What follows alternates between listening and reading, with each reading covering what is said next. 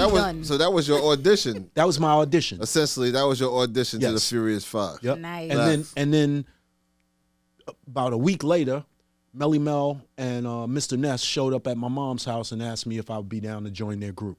And you said yes, obviously. And I did. Yep. Very good. Yep. Love it. What a story. Mm-hmm. So with that battle, right? Because there was just recently, and there was really recently like a really big battle that happened in hip hop, right? With Kendrick Lamar, J. Cole, and J. Cole felt the need to apologize. Did you apologize to the Funky Four? I did apologize to the Funky Four because they were like my friends, my family. And so I didn't want to hurt them, right? But I saw my move to Flash's group as a career move, even though I didn't know that this was going to be my career at the time. It felt like it was a career move. It felt like I was a free agent, and I was being sought after by some other franchise, and you know, and so time to go. Yeah, yep. That's very interesting. So now you got with Flash and the Furious Five, and now I guess you in a sense you feeling yourself. Okay, now now we doing big things. So now you start. When did you start doing records? I know you signed with Sylvia early on. You guys that was your first deal you signed with Sylvia. No, that wasn't our first deal. Okay, I stand corrected. So so this is why we're interviewing, so you can tell me. So I know you guys did sign with Sylvia eventually, but you had something before. Yeah, so that was our third deal. Okay, Sylvia Robinson, Sugar Hill Records. Right. So around the time when I first joined Flash's group, the summer of '79, maybe about So all that summer, the trending thing that was happening at a bunch of hip hop jams was record industry people. Yeah, because started hanging out at hip hop. I agree, because at that time, 78 and 79 was really big for early hip hop. Yeah, because the record executives started thinking, oh, we could put this on wax and make money. Exactly. Because King Tim III came out, Spoonie G came out, all these people. Then I was like, whoa, and then Enjoy started releasing songs. Right. So that was a really integral time in the business at the time. So that was 79. Yeah. And actually 79 rap records were released in 1979. Exactly. And so all of these record label executives are hanging out at these hip hop jams and asking select groups or artists if they were interested in making a record. So we were approached, I remember distinctly, at this place in Harlem called Studio 125. It's on top of where McDonald's is at right now. And this dude named Terry Lewis, not to be confused with Jimmy Jam and Terry Lewis. Right. We'll call him the bootleg Terry Lewis.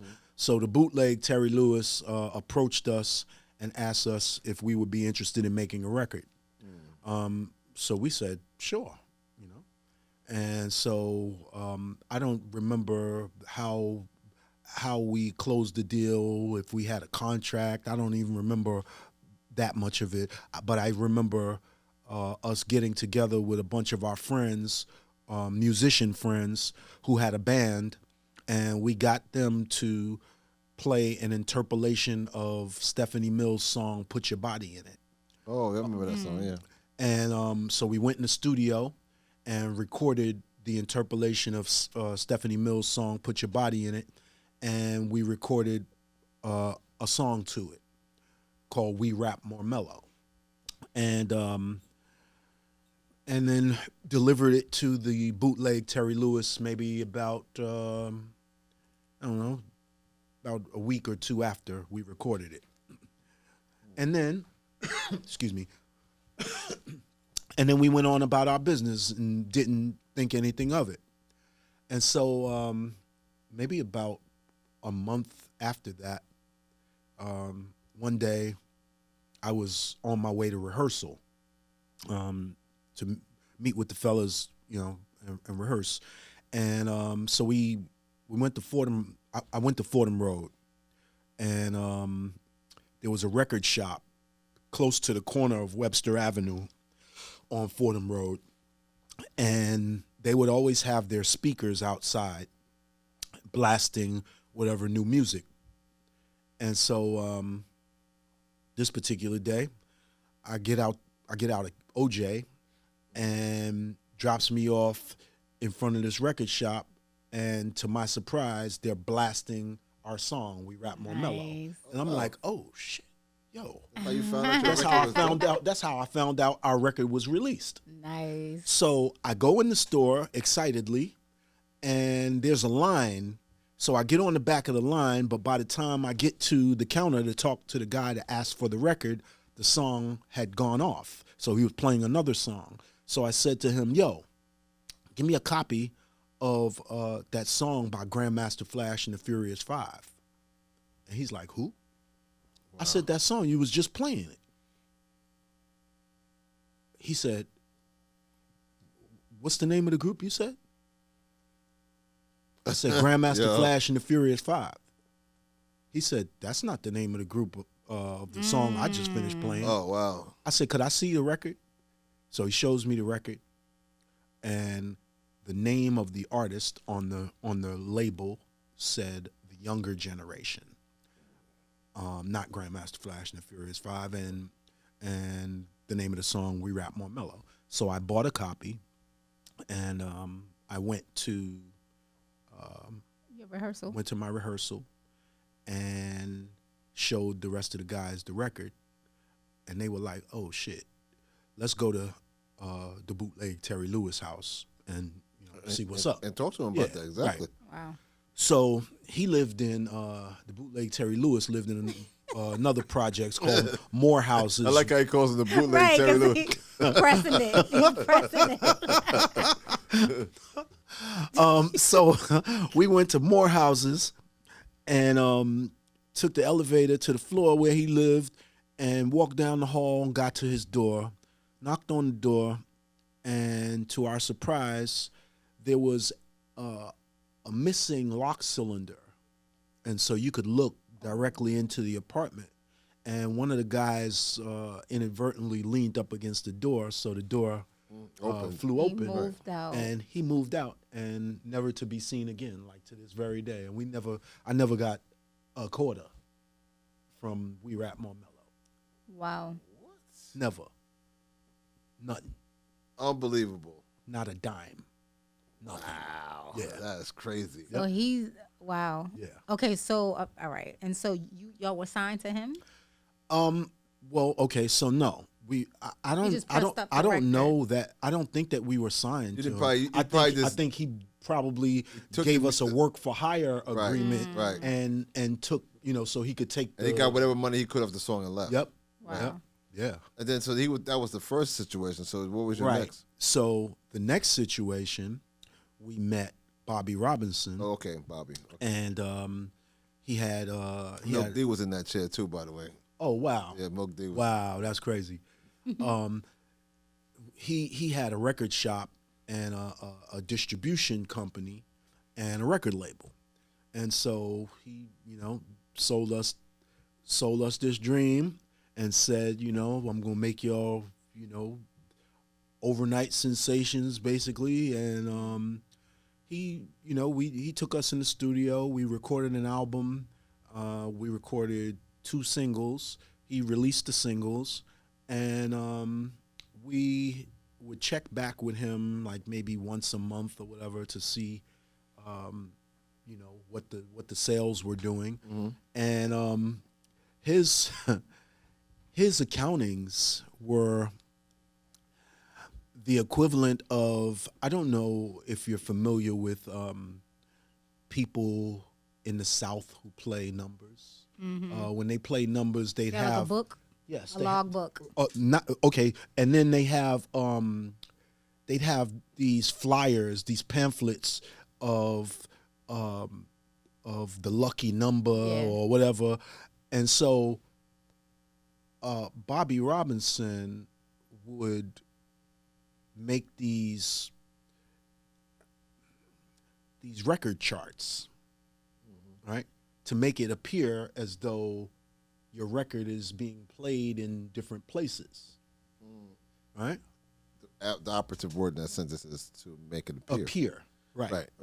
So, you know, according to his charts, our records are playing in all of these different places. So we like, oh man, we, you know, thinking, you know, this is going to equate to some money eventually. Right. So one day, maybe about 8 months later, we go to his record shop and we ask him, because he had been telling us, you know, the record is doing well in all of these places. So we like, all right, so when do we get royalties? And how do we know how much we're supposed to get? And so his accounting methods were just crazy. And I don't even know what his accounting methods were based on. And then so we were greed, Based on greed. right, his need. Yeah. So we were going back and forth with him in the record shop, and then it spilled out into the street, and it was in August, I remember, and it was really, really hot this particular day, and we were like cursing him out, and then all of a sudden, homeboy just blacked out and fell backwards and like had a stroke, like right then and there on the spot. Oh wow! Man. So obviously we couldn't, you know, follow that up. So we called his daughter, and she came, and that was the end of that. And then Sylvia, and then Sylvia Robinson and her husband Joe bought our contract from Bobby Robinson for $10,000. Oh wow! Yep. So that's how we got on. That's how we got to Sugar Hill. Oh okay. Yeah. Wow, man, that's an interesting story. You know, because you know, and for real, like during those times, there was so many stories. Right. Because finding a rapper at that time was like the thing to do. Right. Yeah. You know, oh, I gotta find me a rapper. No, but for real, it was sort of like anybody. Oh, you rap? Oh, okay. You know, just like Sugar Hill. Oh, Right. Oh, you rap? You heard his cast tell the story about them when they started and how they got on in the first place. Oh, know? yeah, right. It was just really, really crazy, you know, because everybody was so desperate to find anybody that could actually, rap.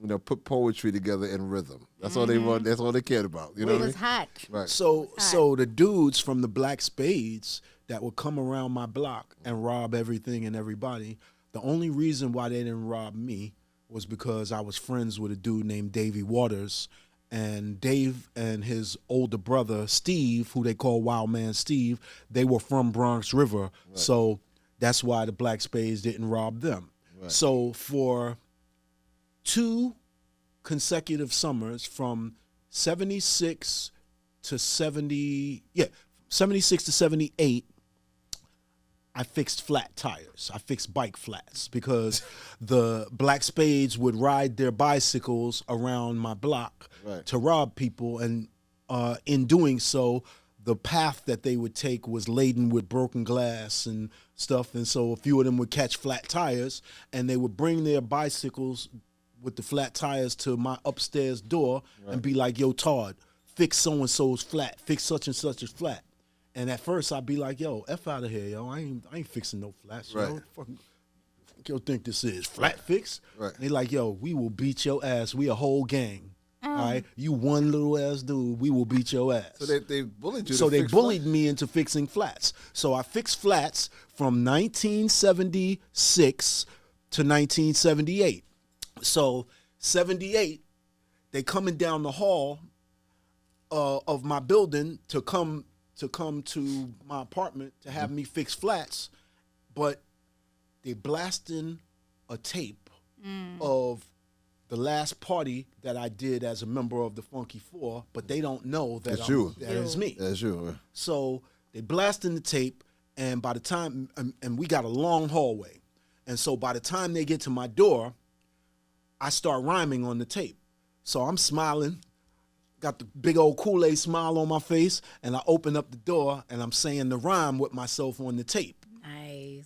And they stop the tape and they like, yo, the F you know about this shit, yo. Right. You don't know shit about Brothers Disco. I'm like, yo, that's me. They was like, yo, that ain't you, yo. Stop lying. We gonna beat your ass if you lying, yo. God. I'm like, yo, that is me. They said, yo, if that's you, what's your name? I said, you know my name. It was like, yo, your name is Todd. Who is that? I said, I call myself Rahiem now. It was like, yo, you know what? Nah. They ain't believe fuck you. That. They ain't believe Fuck you. That. Say something right now. Say some Rahiem shit right now. Or we gonna beat your ass. Now that's pressure for you. That's pressure for you, kid. Oh. Say it right now. We gonna Beat your ass. I'm like, yeah, all right. I memorized like 2 notebooks full of joints, and I started spitting. And by the time I got to like the end of the first rhyme, they jaws was on the floor. They was like, oh shit, yo, you Rahiem. I said, I told y'all, stupid motherfuckers, I'm Rahiem. They didn't want to believe it, though. Right. They didn't want to believe it. They was like, yo, y'all doing a jam at the T Connection in like 2 weeks. What's up? We your security? I said, yeah, that sound about right. Nice.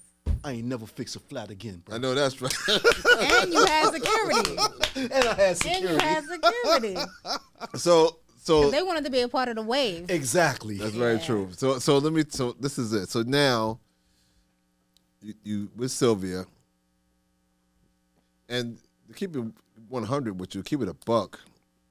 Grandmaster Flash and the Furious Five, as it relates to the culture, is, as you well know yourself, but the world might not necessarily know, that this group is by far one of the most important groups in the history of the culture. Absolutely. You know, and you guys did so much for the culture. I mean, we're talking about from the inception of the group to the one of the most classic songs ever in the history of the music, The Message, and you know, and I mean, and all the tours you guys have went on, and all the things that you accomplished.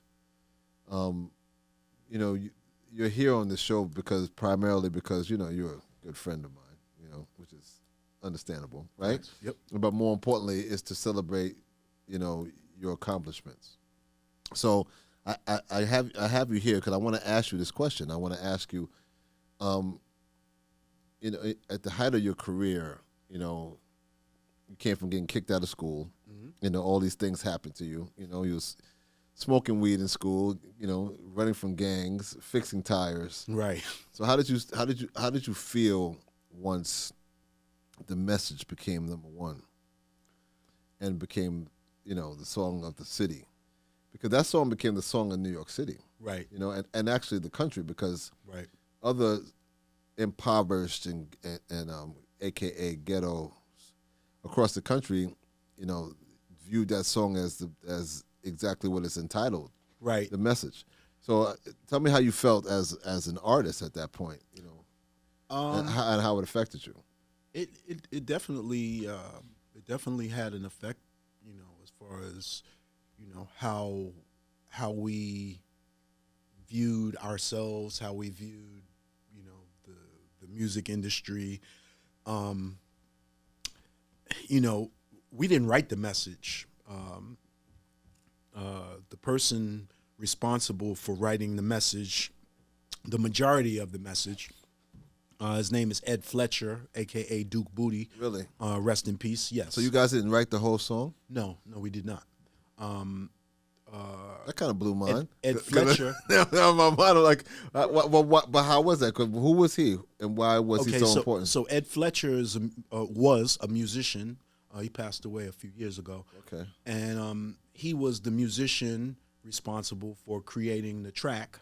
And so prior to him remixing the track to be what we now know as the music of The Message, prior to that, it was more like a spoken word kind of piece. Oh, okay.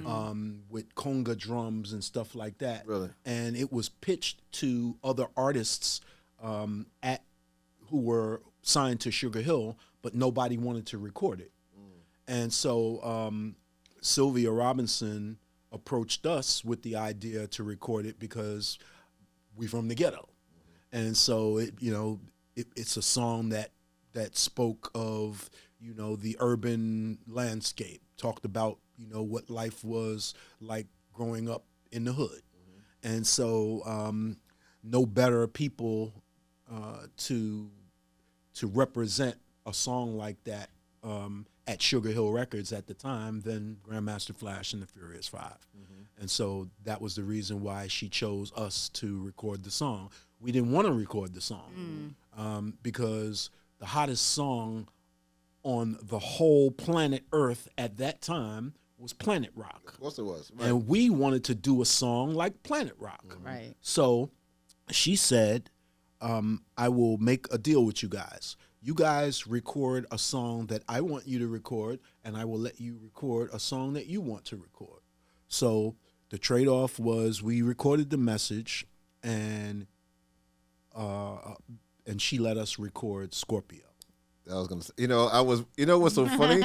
I was so like waiting to say it myself. What, Scorpio? Yeah, but I didn't want to be wrong. But that was my joint. Scorpio was my joint. Yeah.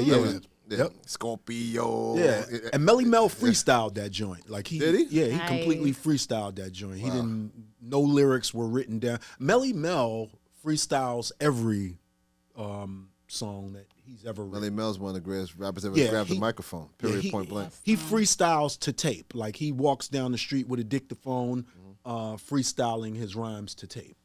I physically write my rhymes down. Right. Yeah. So okay, so now you guys have reached. I'm moving along because we've been here forever. But cool. But you've reached the pinnacle of your success. The message has been sampled several times, right?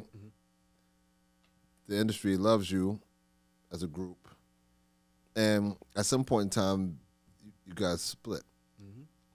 Talk to us a little bit about the split and why it happened in the first place. So obviously with every group, you have individuals. Everyone has their own attitude, their own ideology, their own, everyone's an individual, but we are collectively a group. And so, I think that egos, more than anything else, played the majority of the role as the reason why the group split up. Doesn't it always, though? Yeah. And I think that there's give and take. Like in any relationship, it's a give and take situation. And so, but if you get into a relationship where, you're on the receiving end of someone constantly taking from you, or you're on the receiving end of someone constantly giving you something that you don't want from them, then, that's going to cause some issues. And then, some people believe that they're more important than others, and I'm being politically correct right now. Of course you are. Right now, although I don't have to be, because I've been excluded from working with the group as far as doing shows and stuff. So if I came out my face right now sideways and said something, I'd have every right to do that, because they're affecting my ability to live. Right, you know what I mean? Right. But luckily, I'm a resourceful dude. So you've always been, though. Yes. From the start of your career. Right. Yeah. So I'm not surprised. And so,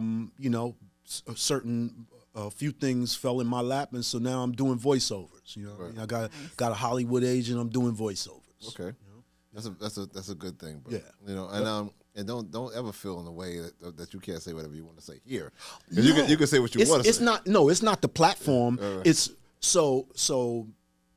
At one point in time, I was chopping their heads all the way off publicly, like there was no limit to the things that I wouldn't say. Right. And so Charlie Mack, Will Smith's man. Yeah, of course. Salute to Charlie. Right. Charlie Mack, salute. No doubt, brother. I'm still a Giants fan, Charlie. Don't push the Philly fan things on me. Don't push that Philly on me. But salute to you, bro. You my dude. Go back. We go back too. Right, Charlie right. Mack, man. He owned Philly, man. Absolutely. Facts. All day, every day, No Philly. doubt. So Charlie Mack talked to me and was like, "Yo, man, you know, I get where you coming from, and you know, you have every right if somebody cuts you to say, you know, they cut you and you know you're bleeding, but there is a way to do things to where you don't have to necessarily blame anyone specifically the way that things are, and if you were to find a comfortable way to speak to these guys and like have a dialogue, because at the end of the day, like New Edition, they wasn't working together, and I had to talk with them, and they're working together now. Like what's wrong? Like y'all don't like money? Right. You know, there's much more money. I mean, that energy is historic. I mean, Yeah. there's so many groups and people and dynamics and that there's so many Yeah. that I can cite. You know, absolutely. that had broken up, and then they get back together because of the business, because Right. they're better collectively as they are separate. Yes. You know, I mean, And I your can voice is missed too. no Because question. I can speak on that myself. You know, so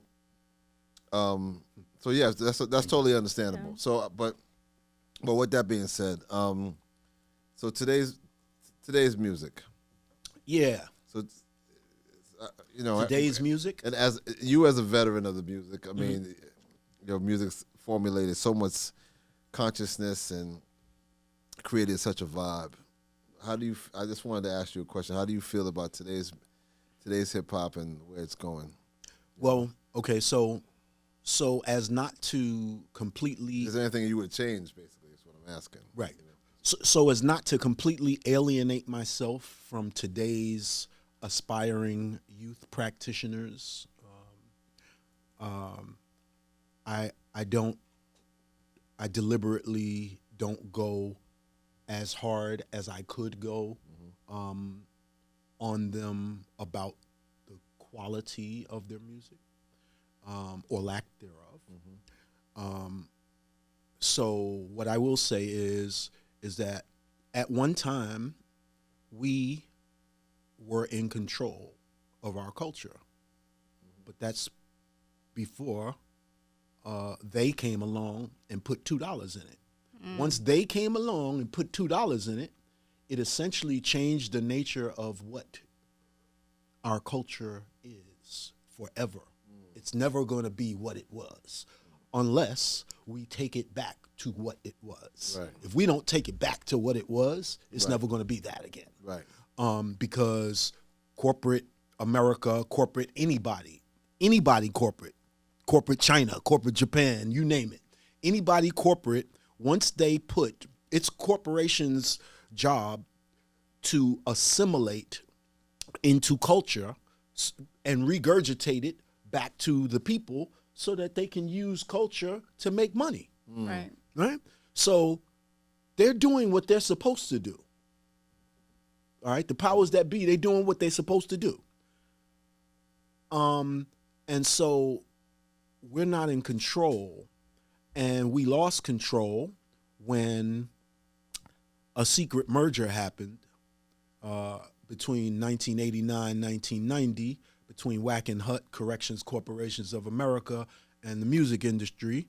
And so if every day of your young, impressionable life, all you hear from your favorite artist who's probably in your ear more hours a day than your parent and your teacher, and they are telling you that the very blueprint to their success is to stand on the corner and sell Molly's, Percocets, Coke, dope, fuck hoes, and kill niggas, the most influenced demographics of the population become that. Because that's called the power of suggestion. Right. And radio is the master of that. And radio, it's radio called, is the master of that. Yeah. Magic is real. Magic is real. Broadcasting, casting spell, broadcasting, it's the same thing. All right. Broadcasting is merely casting a spell on a broad level. Right. Here's a very simple example of a magic spell. All right. A nickname. A nickname back in the days was usually a name bestowed upon someone against their will. Exactly. They didn't like it. Right. Back in the days. They didn't like it. Right. Back in the days. So I had 3 friends named Melvin growing up. One was fat, one was skinny, and one had bad skin. So one we called Fat Melvin, one we called Skinny Melvin, and other Melvin was Bumpy Face Melvin. None of them liked the pseudonyms that preceded their actual names, but because they never vehemently shut down the spell stuck. You know what I mean? Here's how it happened. Simple as this. You walking down the street one day, you're Fat Melvin, and somebody calls to you from a distance, "Yo, Fat Mel!" And then you respond. That's it. Your name is Fat Mel forever now. Forever now. Forever. Right, because you never shut it down. That's a spell. So the government uses the power of suggestion to sell us products that we don't even need. We believe that we need them because of the power of suggestion. That's why they use commercials to sell us these products that we don't really need. And you see commercials every place. Every place. Everywhere. But notice you don't see one single commercial for any tobacco on any advertising medium. Well, not anymore. Not anymore. Right. And that's because the Surgeon General got caught up and omitted some facts about cigarette smoking as it relates to lung cancer. Tobacco lobbyists got involved and it just became a big mess, so they stopped doing that. Yes. So they broke the spell. Right.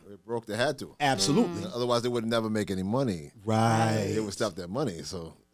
So if every day of your young, impressionable life, that's all you hear from your favorite artist, you can't help but embrace this. If you're if these people influence you, if this music influences you, you can't help but act out on it.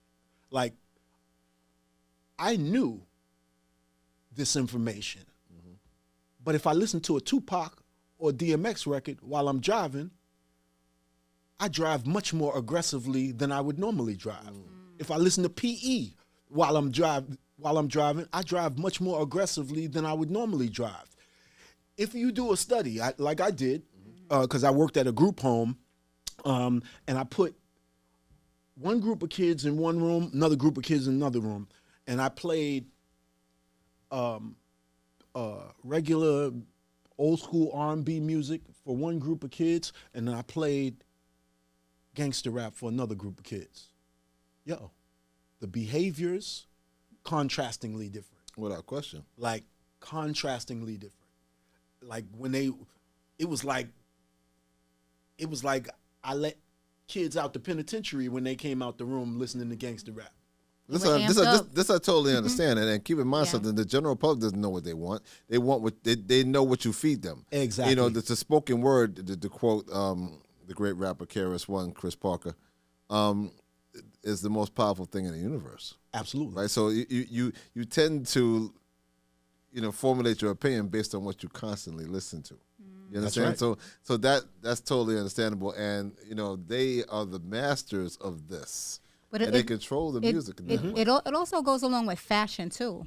Oh, no question. Because anything that you see in front of you, like, oh, I want to look like that. I want to look like this artist. And so, once an artist disrobes, then everybody following starts doing it. Right.